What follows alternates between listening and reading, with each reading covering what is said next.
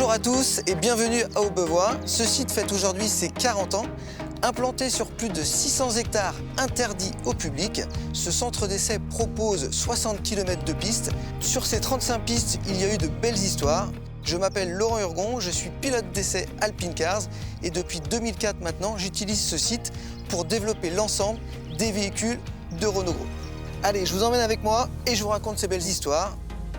Aujourd'hui, on est à bord de la nouvelle Mégane E-Tech. Pour notre premier essai, on va rentrer sur la moyenne montagne. Donc c'est un circuit qui fait 5,8 km, très sinueux. Donc on va travailler sur la direction, sur la réponse, la stabilité, sur la linéarité au niveau du pneumatique. Chez Alpine Cars, on utilisait des pneus semi-slick qui sont très tendres et des fois, du coup, on marque quand même un petit peu la piste. On voit exactement où on est passé. Et c'est vrai que le responsable des pistes, des fois, il venait nous voir en disant « Dis donc, les gars, vous n'avez pas roulé un petit peu vite là sur la piste de montagne ?» Il dit « Non, non, on a roulé, on n'a pas dépassé le 90 km/h, mais comme on avait des pneus qui crissaient pas, et même dans des virages très serrés comme celui-ci, ça nous permettait de pouvoir quand même rouler à 90 km/h. Donc du coup, ça créait tout le temps des petits conflits entre eux et nous, toujours très amicaux bien sûr, mais c'était quand même assez sympa.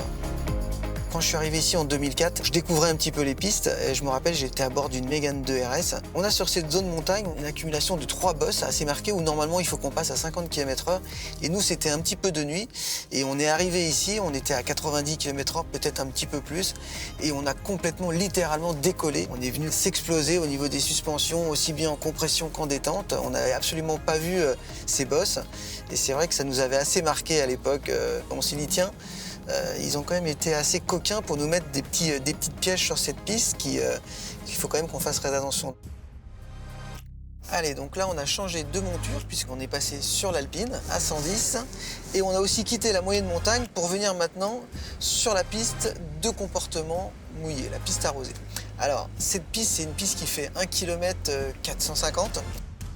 C'est une piste qu'on va utiliser pour faire la mise au point de nos systèmes pilotés, le SP, l'ABS, le traction control, mais aussi pour vérifier l'équilibre de la voiture.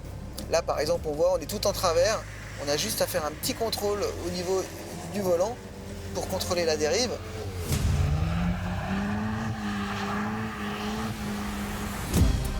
Comme on le voit, c'est une piste qui est quand même assez vallonnée.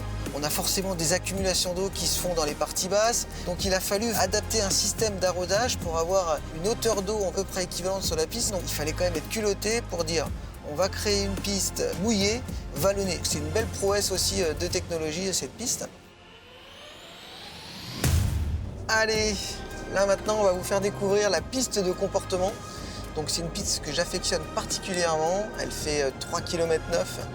Elle est vraiment parfaite pour mon corps de métier, à savoir la mise au point châssis. Et au bout de ce virage, on a le pif-paf de sortie. Avec une Alpine, on peut s'amuser à faire un appel contre appel. Alors on va faire partir la voiture en travers d'un côté, on va faire un léger transfert de charge au milieu, elle va repartir en travers de l'autre et on va regarder comment la voiture ressort. C'est un virage qui est pas évident, il faut rentrer avec beaucoup de vitesse dedans. Il faut arriver à faire glisser juste l'arrière ce qu'il faut pour être le plus efficace possible et avoir les roues les plus droites possibles en sortie. Sur ce circuit, on fait aussi beaucoup de baptêmes de piste. En 20 ans, il y a eu quelques petits loupés. Le virage qu'on vient de prendre, là, je suis sorti, j'ai mis quelques roues dans l'herbe et puis je suis venu toucher les grillages. Allez, donc là, on change complètement d'univers puisqu'on se retrouve au volant du Dacia Duster 4x4. Ne me demandez pas de savoir combien il y a de distance exactement, mais en tous les cas, ce qui est sûr, c'est qu'elle est très arpentée. Elle a tout ce qu'on peut retrouver pour développer un 4x4 aujourd'hui, des croisements de ponts, des trous de bombes. C'est la première fois que je viens sur cette piste. Je suis très curieux de la découvrir.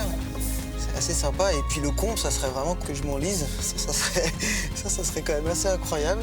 Un petit clin d'œil à tous mes collègues là qui vont, je pense, bien se moquer de moi. Puisque d'habitude, je suis plutôt partisan de la piste de comportement et de chercher la performance. Donc là, aujourd'hui, je change de registre complètement. C'est pas pour me déplaire d'ailleurs. Attention, Urgon est dans la forêt. Ah oui, le Duster, moi je le connais bien au quotidien sur la route, mais je l'avais jamais encore conduit dans un terrain de 4x4 et franchement je suis vraiment bluffé de ses performances de franchissement. Et bien voilà, on a fait un rapide aperçu de toutes les possibilités que nous avons sur le centre technique d'Aubevoie. On peut bien sûr développer ici la consommation, la fiabilité, l'endurance, l'acoustique. Moi, ça a été un plaisir en tous les cas de vous faire partager ça. Bon anniversaire pour les 40 ans d'Aubevoie. À bientôt.